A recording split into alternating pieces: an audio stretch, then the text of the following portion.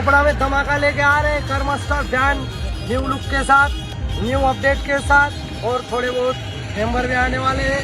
तो दोस्तों सरप्राइज रहेगा बाकी का। पर दोस्तों चोपड़ा में प्रोग्राम बुक हो गया है 9 अगस्त का, तो हमको कर्मस्टर बैंड को इनवाइट किया है चोपड़ा विधानसभा आमदार जो कि चंद्रकांत बलिराम सोनवने, जो कि आमदार है दोस्तों चोपड़ा तालुके के। तो हमारा प्रोग्राम फाइनली बुक हो गया है। तो थैंक यू सो मच, इतना ही कहूँगा। धमाका करेंगे हर साल की तरह इस साल भी। कर्मस्टर बॉयज क्या बोलना चाहेंगे? एंजॉय करना फुल जबरदस्त, एक नंबर।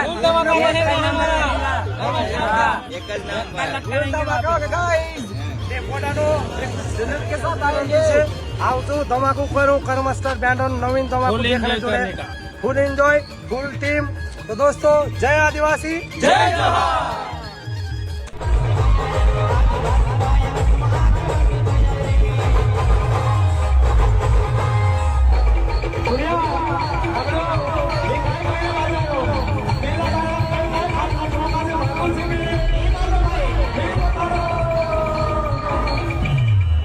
अब